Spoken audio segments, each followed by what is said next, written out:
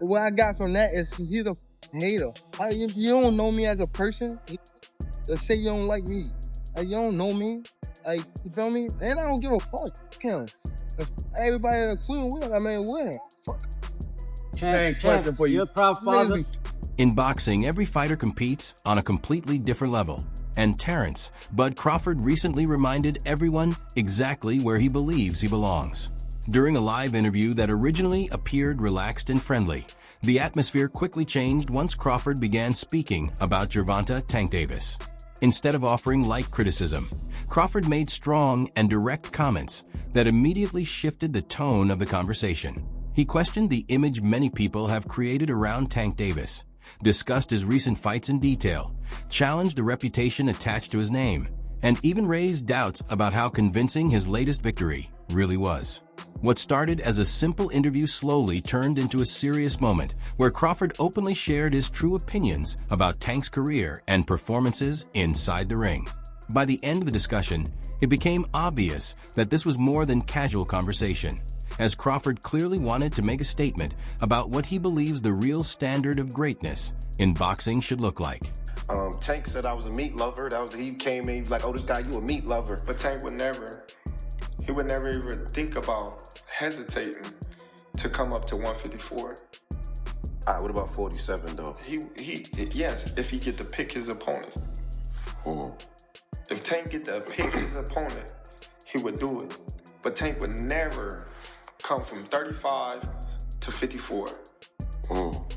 Y'all got into it on social media around that time. Y'all was doing the back and forth shit.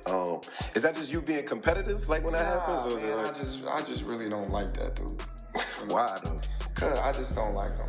Like I really don't like him. I don't like. Just not your cup of tea. That's just not your. Yeah, I don't like nothing about him. No, I don't like nothing about him. I just felt like he just one of these little arrogant little dudes that's using what he got to shield him. Like he got a lot of security guards around him, and he know, he in the limelight and stuff like that. But in certain situations, he wouldn't be acting like that. Do you like him as a fighter though? Yeah, he's a damn good fighter. Yeah. I respect him as a fighter. Yeah. He definitely got skills. He got power. He got tremendous boxing ability. But like his core personality and his ways, nah. Crawford made it completely obvious where he stands on the situation. He knows there is massive attention surrounding Tank Davis and hears people constantly praising him, but he still refuses to fully accept the hype. According to Crawford, Tank has avoided facing the hardest opponents available, and those statements immediately created new reactions throughout the lightweight division. Anyone who believed the rivalry or tension between them had already disappeared quickly realized that was not the case. The comments Crawford delivered, the way he explained his viewpoint, and the overall message behind his words instantly added more intensity to the ongoing conversation in boxing. You said going out on 3 fights. You know the last 2 fights you want to go out on? Yeah, the last fight you want to go out on. Like, who? Do you have anybody in mind?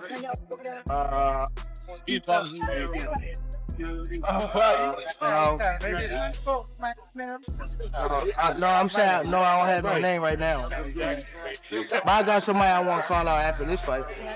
You said you got somebody you want to call out after this fight? Yeah. Who is that? I'm not gonna tell you. Is it Lomachenko? Who? Somebody asked Lomachenko. All right. Turkey said he got your 2 Ferraris ready. What you think about that? Who? Turkey said he got your 2 Ferraris ready. I need 3 now. Yeah. Steven Espinoza said Shakur turned down a 1-fight deal to fight you because he wanted a multi-fight deal. What's your thoughts on that? He's not worth it. He's not worth no multi-fight deal.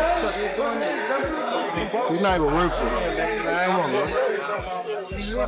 Anyways, gotta fight somewhere else and prove himself, and then like, you feel me? You know how they got UFC and like the underground shit? You gotta fight on the underground shit and get that.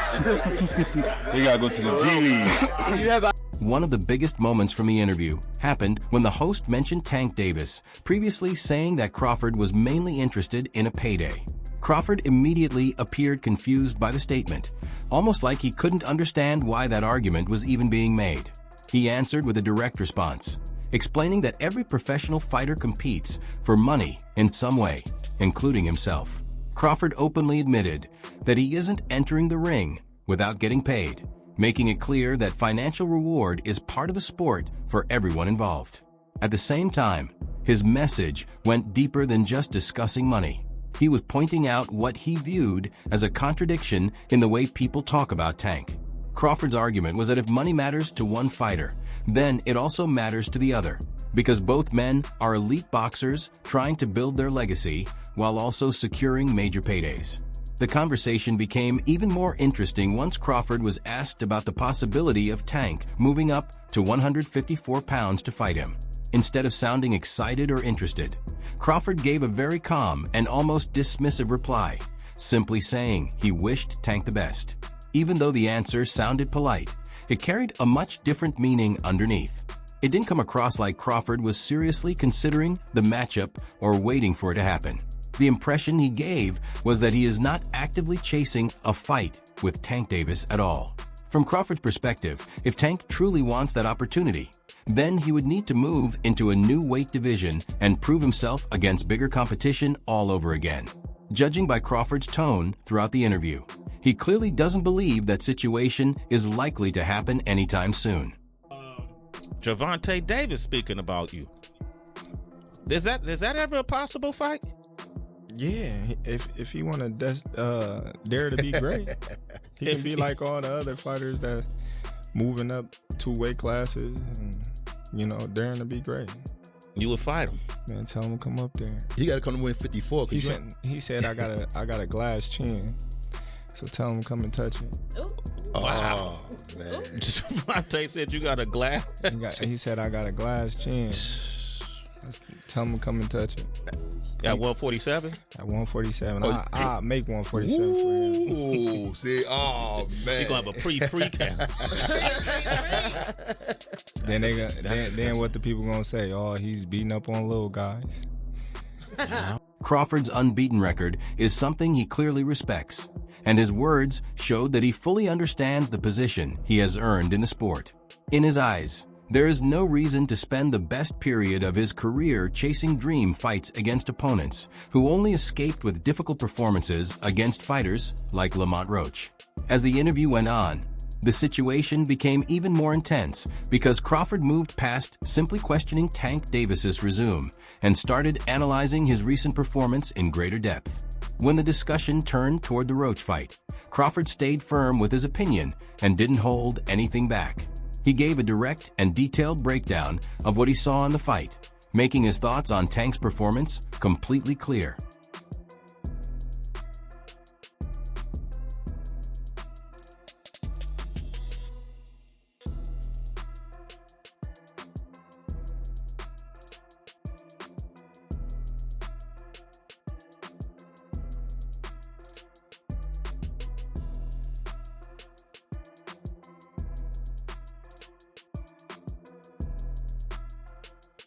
Crawford specifically focused on the moment when Tank Davis dropped to one knee during the fight, arguing that the situation should have officially been counted as a knockdown.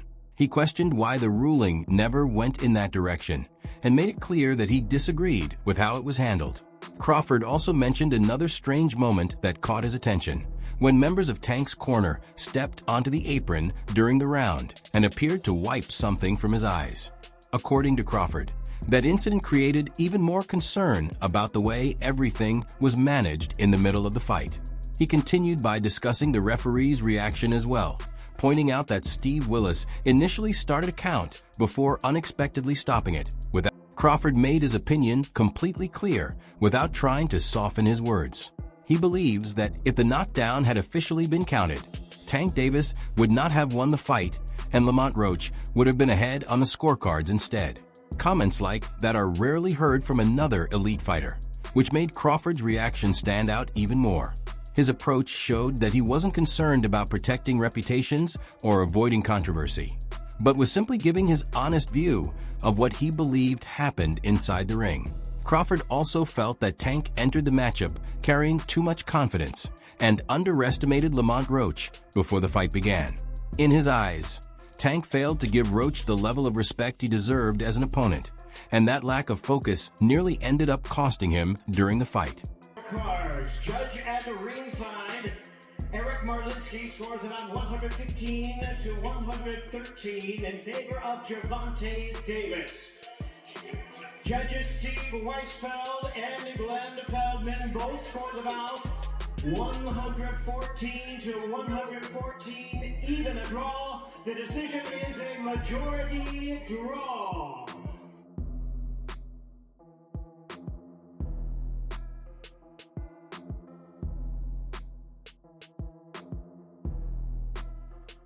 Most fans expected Gervonta Davis to dominate Lamont Roach with ease, treating it as another routine victory, another highlight finish, and a comfortable night in the ring. However, Roach quickly changed that expectation by coming out strong from the opening bell. He applied consistent pressure, landed sharp punches, and fought with confidence and no hesitation. Instead of being an easy opponent, he turned the fight into a real challenge for Tank and pushed him harder than many anticipated. The key moment arrived in the 9th round when, after a clean combination that included a right hand and body shots, Tank dropped down to one knee. It didn't appear to be a slip or loss of balance, but rather the effect of the punches. And many observers believed it should have been ruled a knockdown that could have shifted the momentum of the entire fight.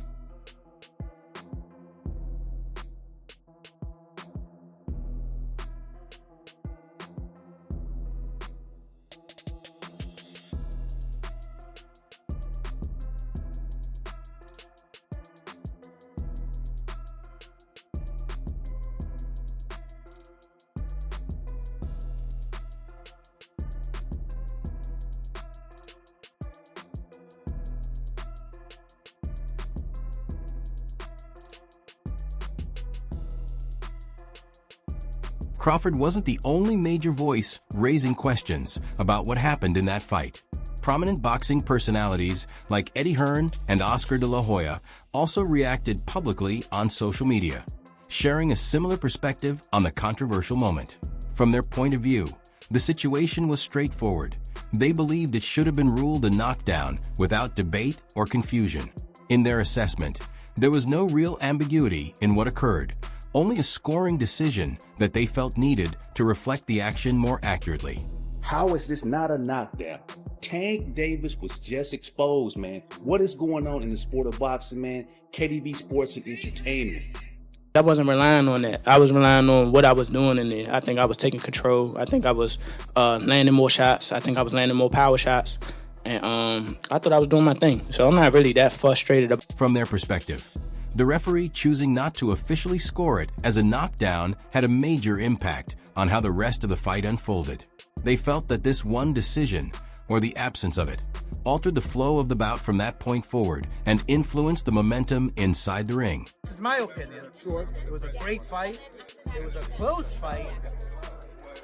Depending on what they do with that decision of taking the knee, depending if the commission reverses the decision, or I think a draw was meant to be. So I like the draw. No, if you take a knee, man, if you take a knee in the 90s or in 2000, you're taking a point off. That's the bottom line. You're taking a point off. I don't know what happened with the referee. Maybe he was a little starstruck. Maybe he was a little, because he loves Tank. He loves New York. He loves the big lights. The referee with the eyes, he's like, a point should be deducted if you take a knee. It's a fact. It's in the rule book, right? The fact that they didn't take it away, then that's where the controversy is, right? It's not, look, did Gervonta get hit? Was he dazed? Who knows? Only he knows. But what I saw, when you take a knee, that's an automatic point. That's just the rule. This is not basketball. This is not, this is not basketball where, wait, hold on, my ankle hurts. Hold on, let me take a timeout. You don't take timeouts in boxing. It just doesn't happen. Whether he had something in his eye or not, You have to fight. There's 3 minutes to fight. So if you take a knee, if you go to your corner, I mean, the rules are the rules. And I don't know what New York is gonna settle on, but the rules are the I haven't watched the full fight. One thing that's kind of baffling is that it wasn't a knockdown. I mean, look, he wasn't hurt. There's no doubt about that. But if you take a knee in the fight and you touch down, whilst punches are being thrown, it has to be a knockdown. I've heard some people saying, oh, that, you know. Now the situation takes a more interesting turn when you look at the background between the two fighters. Gervonta Davis and Lamont Roach aren't strangers. They share history that goes all the way back to their amateur careers in the DMV boxing scene. That means there is a long-standing familiarity between them that goes beyond just a professional matchup. Gervonta Tank Davis just been released to the public. We know now, December 14th, Houston, Texas, he's going to be facing a very tough opponent in Lamont Roach. Can you tell us a little bit about the history between them two?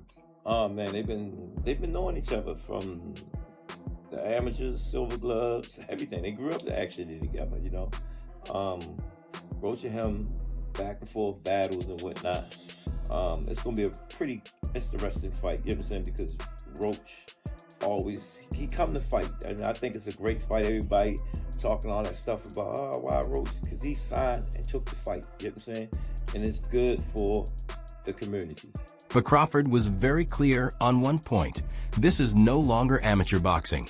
The professional ranks operate on an entirely different level, where even small errors can come with serious consequences. He would never even think about to come up to 154. All right, what about 47 though? Yes, if he get to pick his opponent. But Tank would never come from 35 to 54. Y'all got into it on social media around that time. Is that just you being competitive, like when that happens? Or is it like... I just really don't like that, dude. Why though? Cause I just don't like him. Like, I really don't like him. That's like just not your cup of tea. That's just not your... Yeah, I don't like nothing about him. I just felt like, you know, he just one of these little arrogant little dudes that's using what he got to shield him. He got a lot of security guards around him, and he's in the limelight and stuff like that. But in certain situations, he wouldn't be acting like that. Do you like him as a fighter though? Yeah, he's a damn good fighter. Yeah. But like his core personality and his ways. One of the most discussed parts of the interview came when Crawford shifted the conversation toward a broader issue in boxing: the lack of consistent fights between the sport's top names. He specifically mentioned several elite fighters, including Teofimo Lopez, Vasyl Lomachenko, Shakur Stevenson, Gervonta Davis, Ryan Garcia, and Devin Haney. These are the matchups that fans have been demanding for years.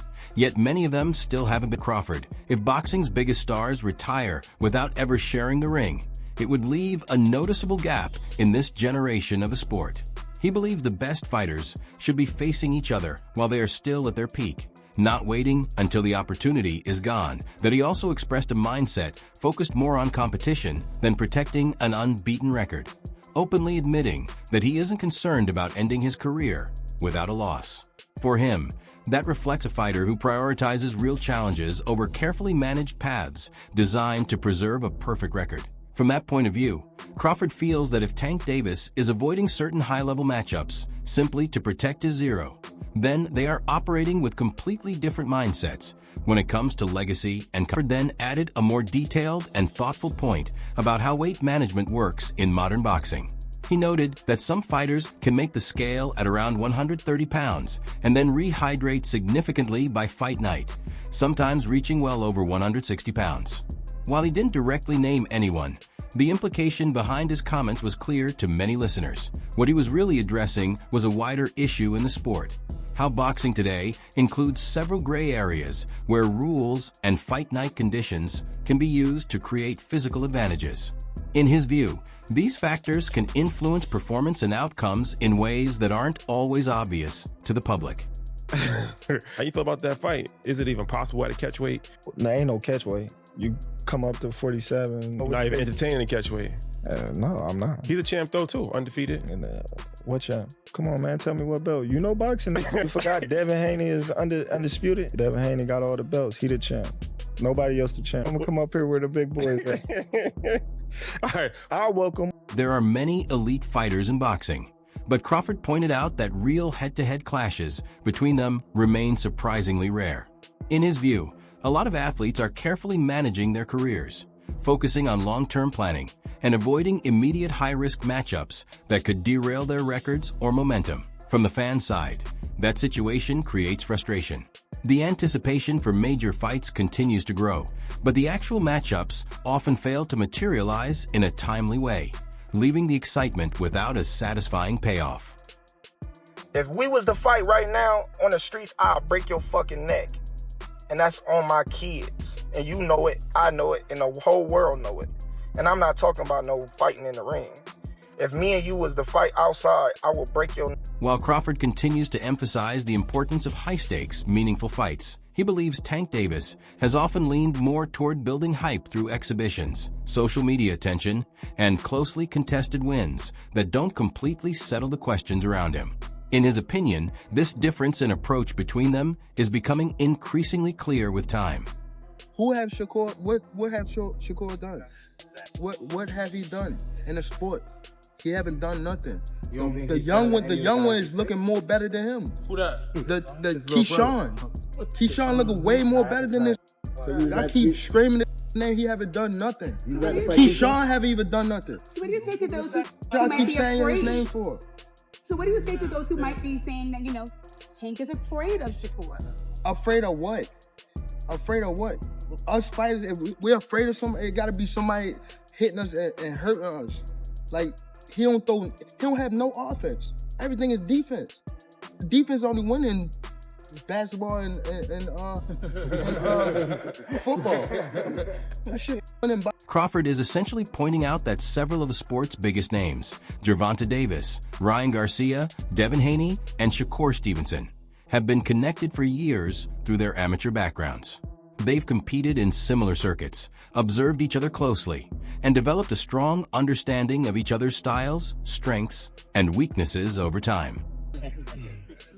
Going up those weight classes to face him, how can you convince fans that he can beat Canelo? I ain't trying to convince y'all that he can beat Canelo. He's a good fighter.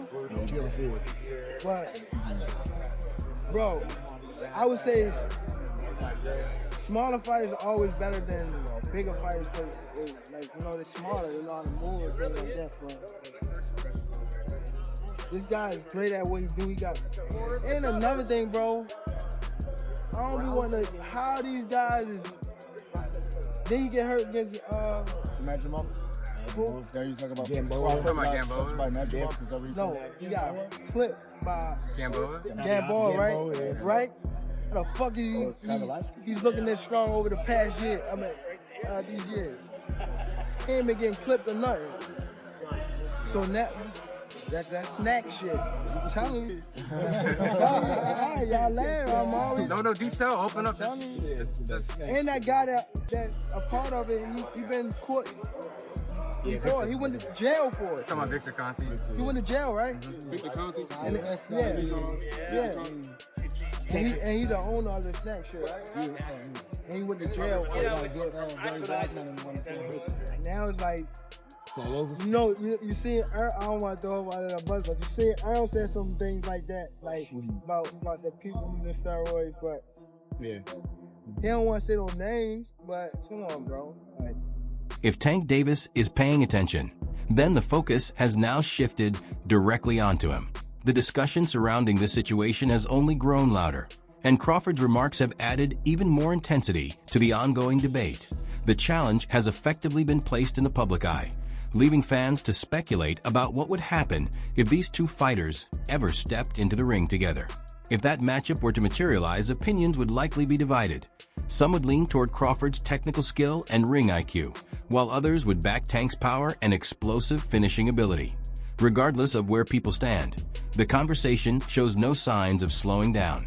The boxing world continues to watch closely, waiting to see whether discussions like this will eventually turn into an actual fight inside the ring.